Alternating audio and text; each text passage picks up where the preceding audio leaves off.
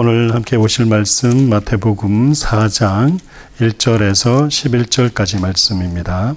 찾으신 줄 알고 한 목소리로 함께 봉독하시겠습니다. 그때 예수께서 성령에게 이끌려 마귀에게 시험을 받으러 광야로 가사 40일을 밤낮으로 금식하신 후에 줄이신지라 시험하는 자가 예수께 나와서 이르되 내가 만일 하나님의 아들이거든 명하여 이 돌들로 떡덩이가 되게 하라. 예수께서 대답하여 이르시되 기록되었으되 사람이 떡으로만 살 것이 아니요 하나님의 입으로부터 나오는 모든 말씀으로 살 것이라 하였느니라 하시니 이에 마귀가 예수를 거룩한 성으로 데려다가 성전 꼭대기에 세우고 이르되 내가 만일 하나님의 아들이거든 뛰어내리라. 기록되었으되 그가 너를 위하여 그의 사자들을 명하시리니 그들이 손으로 너를 받들어 발이 돌에 부딪히지 않게 하리로다 하였느니라. 예수께서 이르시되 또 기록되었으되 주 너의 하나님을 시험하지 말라 하였느니라 하시니 마귀가 또 그를 데리고 지극히 높은 산으로 가서 천하만국과 그 영광을 보여 이르되 만일 내게 엎드려 경배하면 이 모든 것을 내게 주리라. 이에 예수께서 말씀하시되 사탄아 물러가라. 기록되었으되 주 너의 하나님께 경배하고 다만 그를 섬기라 하였느니라. 이에 마귀는 예수를 떠나고 천사들이 나와서 수종드니라. 아멘. 오늘 말씀의 내용이 성육신 시험 받으심에 대해서 말씀을 나누게 되겠습니다. 교회를 처음 나오시는 분들은 성육신이라는 그 단어도 어떤 의미인지 이해하기가 쉽지 않으실 거고요. 또 예수님께서 시험을 받으셨다라는 그 의미가 어떤 의미인지도 어려우실 수가 있습니다. 그렇지만 오늘 말씀을 같이 살펴보면서 가시면 이해가 조금 되시리라고 생각이 됩니다. 예수 그리스도는 하나님 나라의 왕으로 임직된 후에 시험을 받으셨습니다. 이 말이 무슨 말씀이냐면요. 오늘 읽었던 마태복음 4장 1절에서 11절까지 말씀 바로 전에 예수님께서 요단강에서 그의 사촌 형입니다. 세례 요한에게 세례를 받습니다. 그 세례 요한은 예수님의 혈육으로는 사촌형입니다. 사촌형도 몇 개월 사촌형이냐면 6개월 사촌형입니다. 여튼간에 예수님께서 세례를 받으십니다. 세례 요한에게 세례를 받으시는데 그 세례를 받으심은 우리가 지난번에 살펴본 바와 같이 크게 두 가지 의미가 있습니다. 하나는 예수님께서 왕으로 세워지는 그 왕의 임직식을 의미하기도 하고요. 두 번째, 세상의 죄를 짊어지시는 정가받는 죄의 정가의 예식이다라는 것을 저희가 살펴봤습니다. 그렇기 때문에 예수님께서 하나님 나라의 왕으로 임직된 후에, 그러니까 마태복음 3장에서 세례를 받으시죠. 그리고 4장에 넘어오자마자 예수님이 마귀로부터 시험을 받게 됩니다. 아담도 창조 세계의 왕으로 임직된 후에 시험을 받습니다. 이 말이 뭐냐면 창세기 1장에 가면 천지창조 이야기가 나오고요. 그 천지창조 가운데 인간 창조를 조금 더 세밀하게 자세하게 기록된 내용이 창세기 2장 내용입니다. 그 2장 내용에서 어떻게 인간이 창조되었는지를 보여주시고 난 다음에 그 다음에 3장 가서 뭐가 있습니까? 마귀의 시험을 받게 되죠.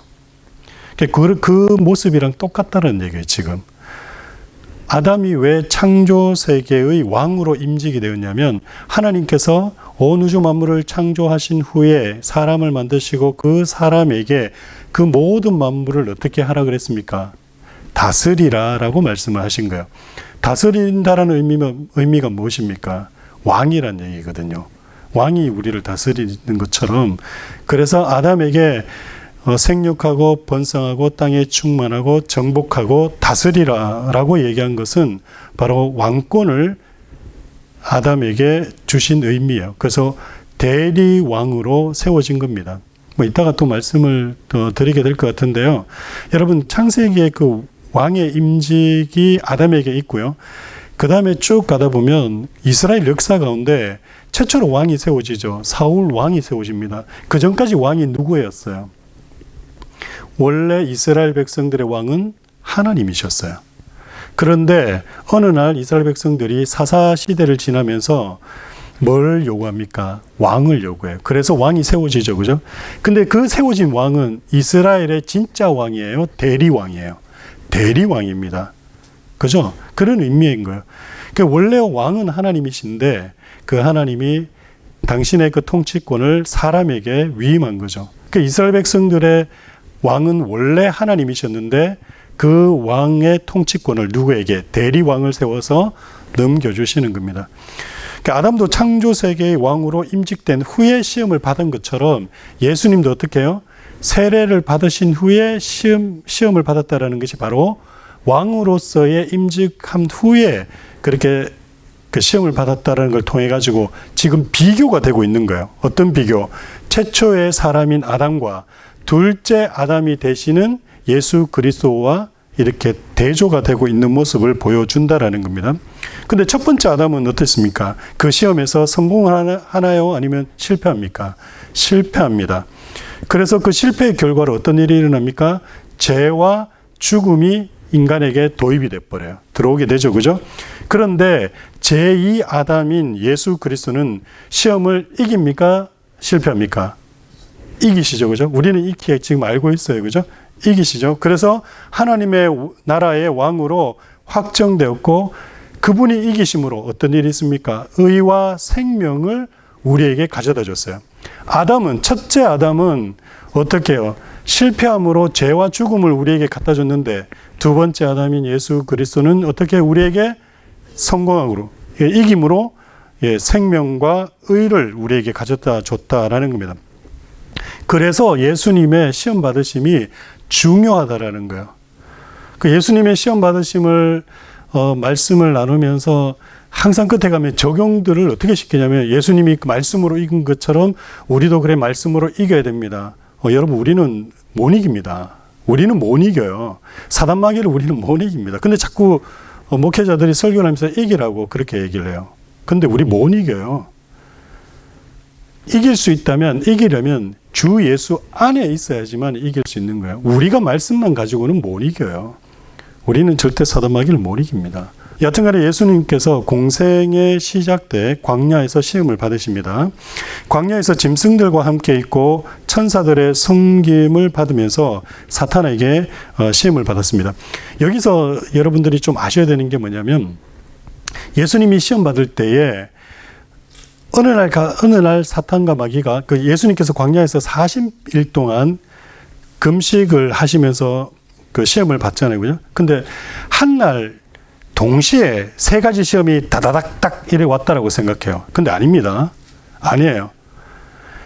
40일 동안 굶주림 가운데 잊을만 하면 나타나가 첫 번째 시험, 또 잊을만 하면 나타나서 두 번째 시험, 이런 식으로 뜬금없이 나타나서 사단이 예수님을 시험합니다. 물론 기록된 거는 연속으로 기록되어 있다 보니까 그게 우리가 생각하기에는 하루에 3번 연달아서 된 것 같지만 아니에요. 그 한 번의 시험들 가운데 틈이 있었다라는 것을 기억해야 됩니다. 그래서 40일 동안 꾸준히 시험을 받으신 거예요. 근데 꾸준히 시험 받을 때 예수님께서 그 광야에서 어떻게 생활하셨냐?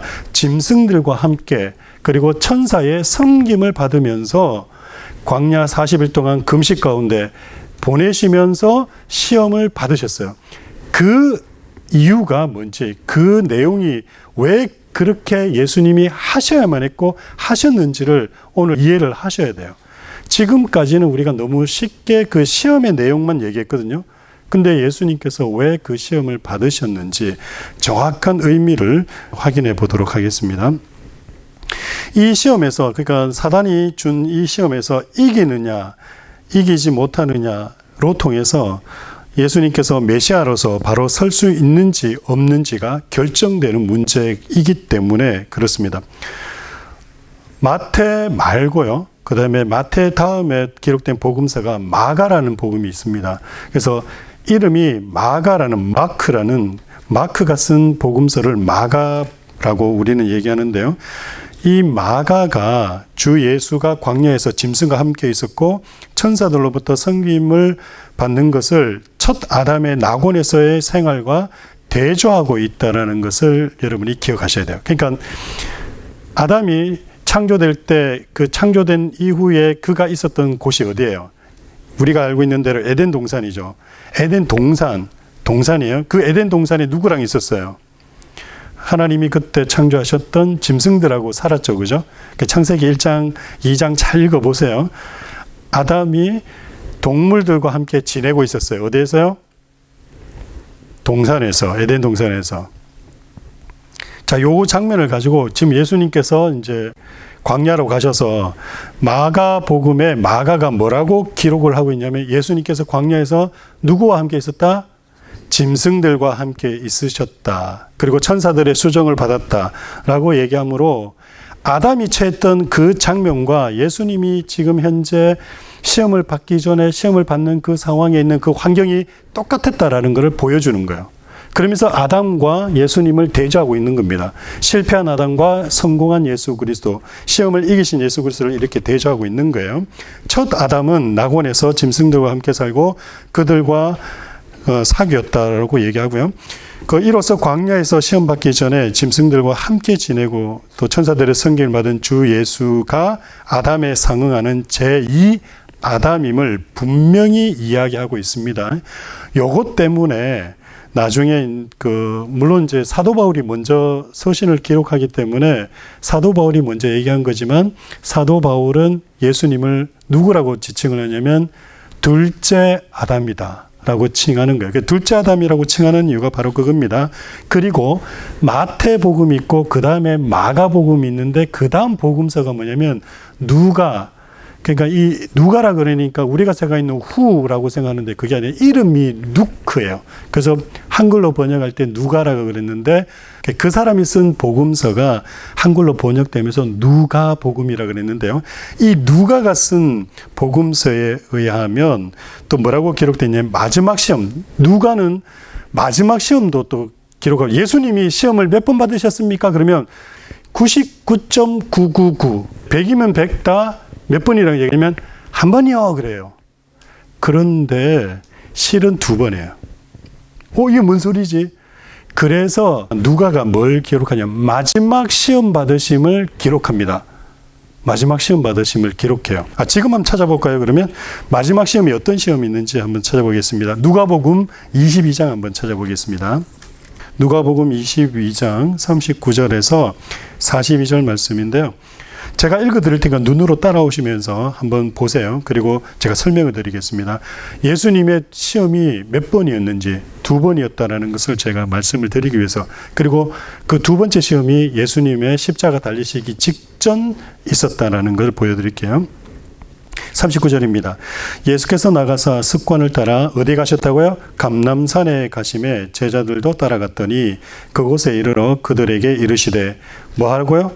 유혹에 빠지지 않게 기도하라 하시고, 예수님이 지금 제자들을 데리고 가셔서 감람산에서 기도하십니다. 그리고 뭐라 그러십니까? 유혹에 빠지지 않도록 기도하라. 그 말은 뭔 말이겠습니까? 지금 이 기도하는 장소가 어떤 장소라는 거예요? 유혹받는 장소라는 거예요. 어떤 유혹받는 장소? 십자가 지지 마라라는 최종의 마지막 장소라는 거예요. 사단이 첫 번째 실패했잖아요. 실패하니까 이제 마지막 십자가 지기 전에 그 십자가 못 지게 하기 위해서 지금 시험을 하는 거예요. 실패하게끔. 그래서 예수님이 제자들을 데리고 가시는 거예요. 가서 함께 기도하자. 그러면서 어떻게 얘기합니까? 유혹에 빠지지 않도록. 왜 유혹에 빠지게 됩니까? 첫 번째 아담은 그와 함께 있었던 그 사람이 누구였어요? 아담과 함께 있었던 사람이. 그렇지, 하와죠. 그죠? 하와는 유혹에 빠졌습니까? 안 빠졌습니까? 유혹에 빠져버렸어요. 하와가 유혹에 빠짐으로 어쩌면 아담도 빠져버린 거예요. 예수님이 똑같이 얘기하십니다. 이따가 또 말씀을 드릴 거예요. 이게 무슨 장면인지를 완전히 똑같아요. 첫 번째 그 유혹받아서 첫 번째 아담이 시험에 실패하는 그 내용과 지금 똑같아요. 그러니까 여하튼 간에 지금 마지막 시험이 있었다는 얘기예요? 없었다는 얘기예요? 있었다는 얘기예요. 그래서 유혹에 빠지지 않도록 아담의 와이프 하와가 유혹에 빠져서 실패한 것처럼 너희들만큼은 빠지지 말라, 이런 의미로 지금 유혹에 빠지지 않도록 어떻게 기도하라라고 얘기하면서 나아가십니다. 그리고 42절에서 얘기하십니다. 이르시되 아버지여, 만일 아버지의 뜻이어도 이 잔을 내게서 옮기시옵소서. 정말 피하고 싶으셨던 거예요. 그런데 여기에서 예수님의 유명한 또 아버지의 뜻을 구하는 기도가 나오죠. 그러나 어떻게 한다고요? 내 원대로 마시고 아버지의 원대로 되기를 원하나이다 하면서 기도할 때 천사가 하늘로부터 예수께 나타나 힘을 더하더라 라고 얘기하는 거예요. 그래서 예수님이 공생의 기간 동안 받으신 시험은 몇 번이다? 2번 있습니다. 2번.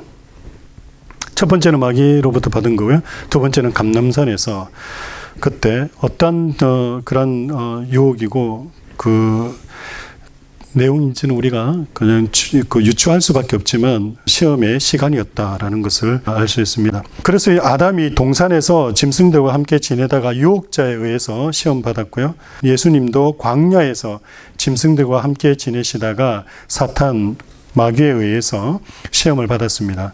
그래서 마가가 이 두 시험을 대조해서 주 예수가 첫 아담에 상응하는 제2 아담임을 분명히 하고 있다라는 겁니다.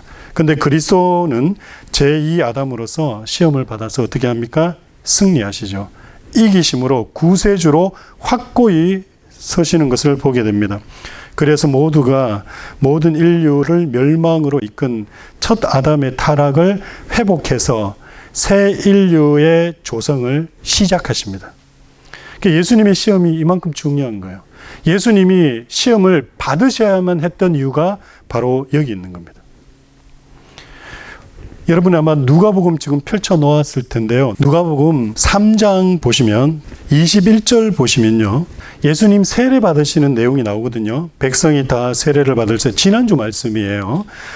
예수도 세례를 받으시고 기도하실 때 하늘이 열리며 성령이 비둘기 같은 형체로 그 위에 강림하시더니 하늘로부터 소리가 나기를 너는 내 사랑하는 아들이라 내가 너를 기뻐하노라 하시니라.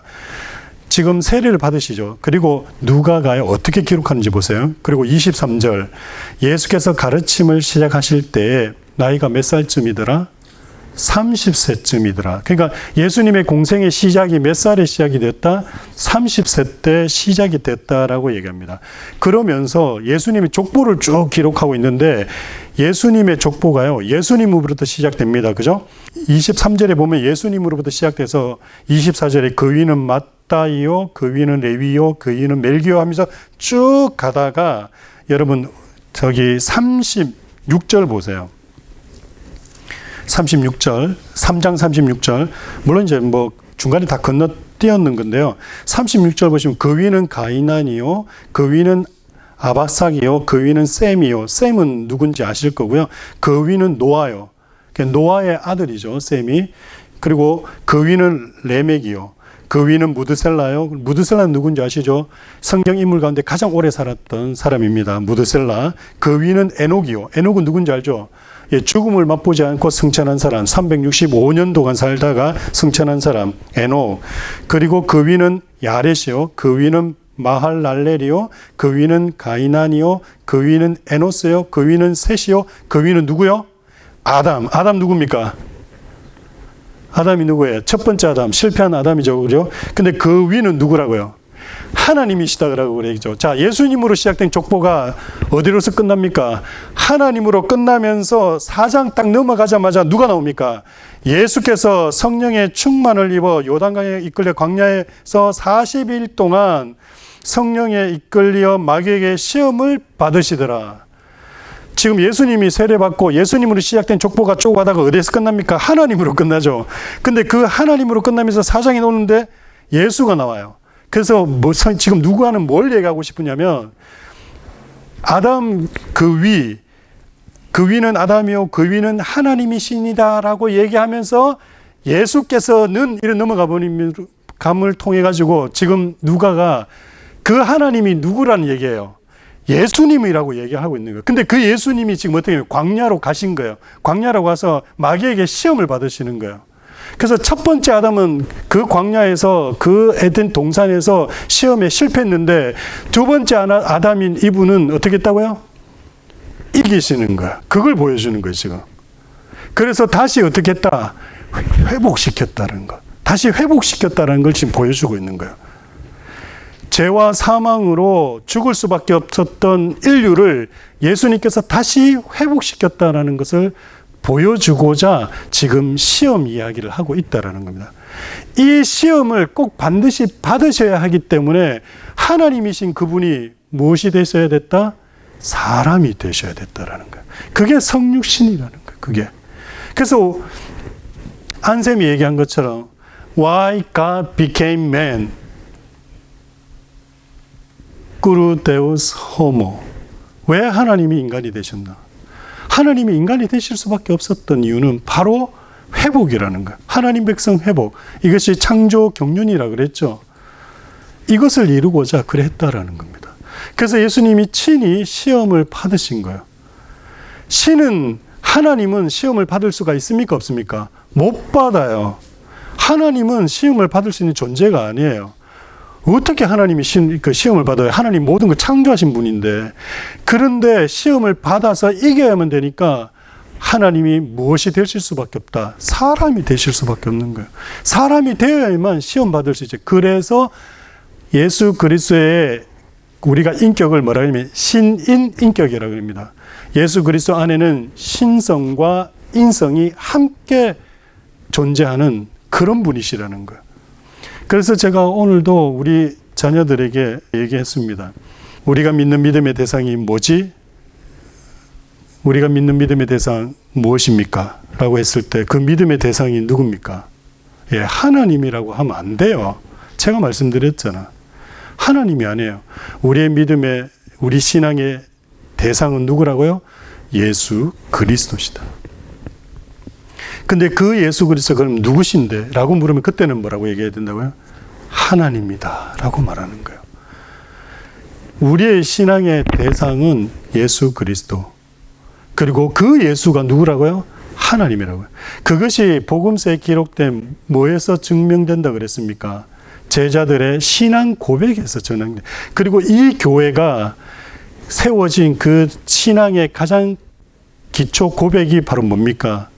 예수 그리스도가 누구냐를 이야기하는 거죠. 한번 찾아볼까요? 마태복음 16장 한번 찾아보겠습니다.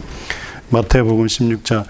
이걸 정확히 알아야지 우리가 무엇을 믿는지, 우리의 신앙의 대상과 내용이 무엇인지가 정확한 거예요. 이게 정확하지 않으면 제가 늘 얘기하지만 뭐가 된다고요? 무속이 되는 거예요. 무속. 그리스도 교가 되는 것이 아니라 무속 신앙이 되어버린다는 겁니다. 여러분 마태복음 16장 가면 16절 보세요. 16절. 그 전에 15절부터 보겠습니다. 예수님께서 제자들에게 묻습니다. 너희는 나를 누구라 하느냐? 세상 사람들은 나에 대해서 세례 요한이나 엘리야나 에레미야 선지자 중에 하나다라고 하는데, 그렇다면 내가 너희들에게 묻겠다. 근데 왜 예수님이 제자들에게 묻습니까? 장차 이 제자들은 어떤 사람이 될 사람들이기 때문에요. 교회의 시작이 될 사람들이에요. 여러분 아마 2주 뒤에 되면 그 예수님의 새 언약을 이야기하면서 예수님의 제자가 어떤 존재인지를 교회에서요, 예수님의 제자들의 존재가 무엇인지를 정확히 안 가르쳐줘요.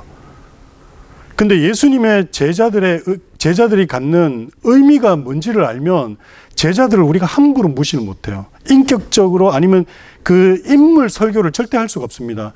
왜냐하면 예수님께서 이 제자들과 함께 언약을 맺으십니다. 하나님께서 인간을 창조하시고 그 인간들과 어떤 언약을 맺습니까? 하나님은 인간들의 하나님이 되고 인간들은 하나님의 백성이 되는 약정을 맺으시는 게 하나님께서 누구랑?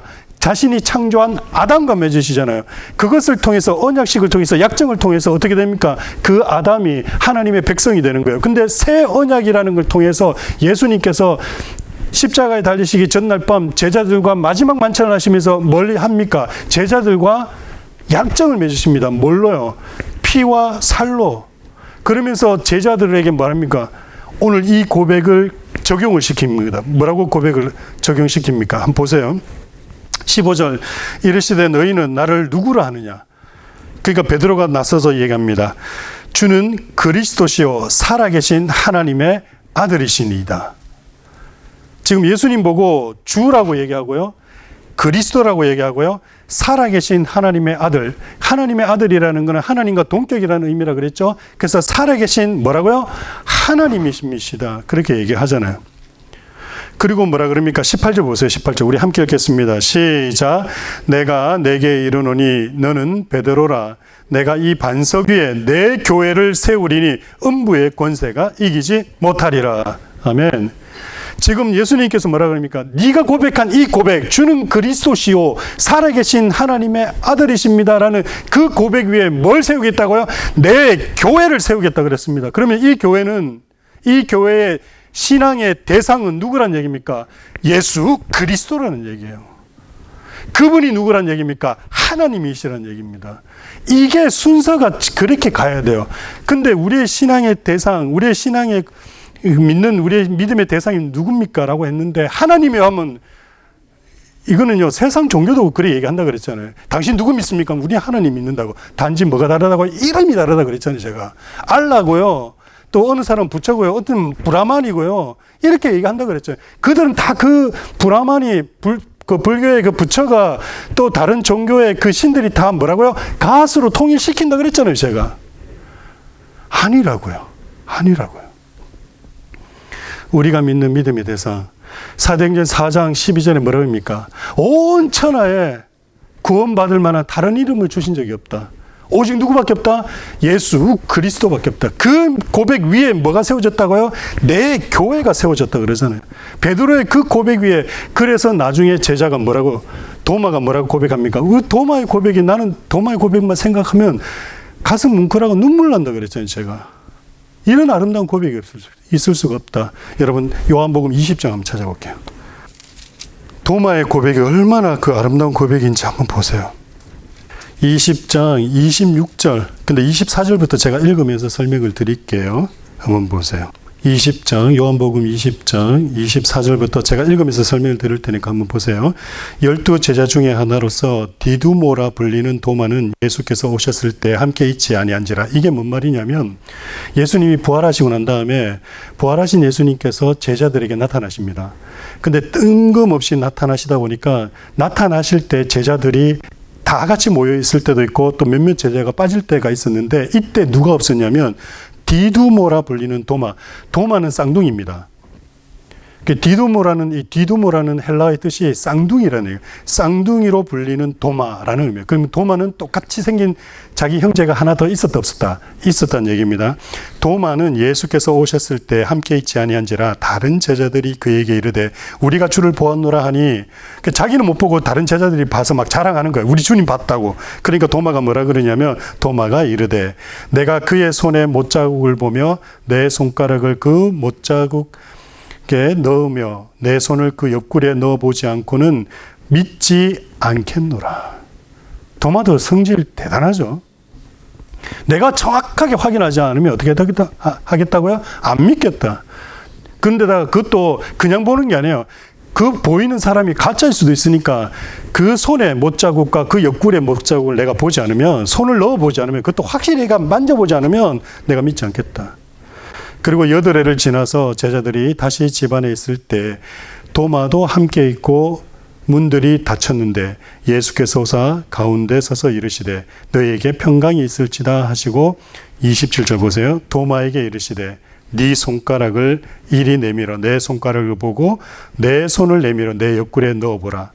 그리하여 믿음 없는 자가 되지 말고 믿음 있는 자가 되라.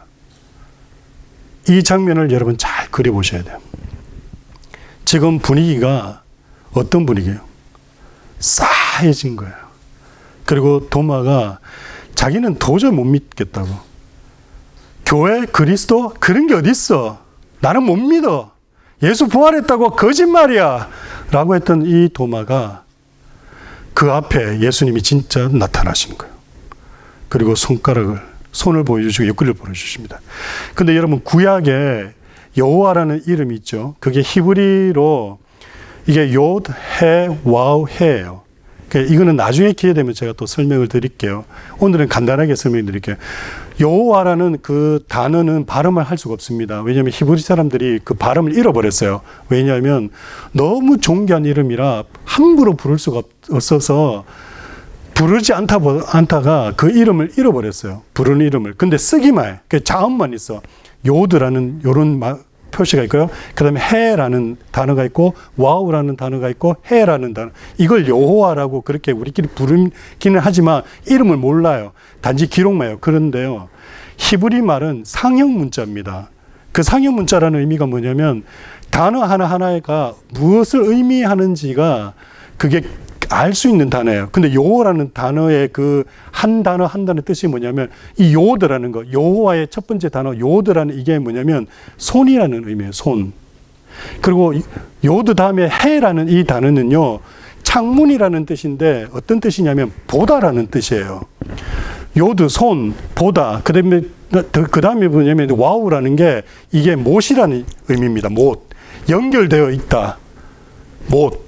그 다음에 마지막 여호와라는 네 단어 가운데 마지막 단어 역시도 해, 창문이라는 뜻의 해라는 거예요. 그러면 손, 보다, 못, 보다. 뭐가 딱 느껴지는 게 없으세요? 지금 여호와라는 이름이 지금 누굴 나타내는지도 그게 보일 뿐만 아니라 지금 도마 앞에 나타난 이 분이 누군지. 도마는 이스라엘 사람이에요. 히브리 사람입니다. 그래서 히브리 말을 할 줄 알아요. 할 줄 알면서 그가 왜 감격하고 그가 왜 너무나 황홀감에 빠져서 막 그 앞에 나타난 부활하신 주님의 그 위험 앞에 그가 꼬그러뜨릴 수밖에 넘어질 수밖에 없었냐면 여호와라는 단어를 자기가 알고 있는 거예요 지금. 그런데 그분이 나타나서 뭐라 그러냐면 내 손을 보라고 옆구리를 보라고 얘기하니까 그때 그가 딱 받는 게 뭐라고요? 이분이 여호와네.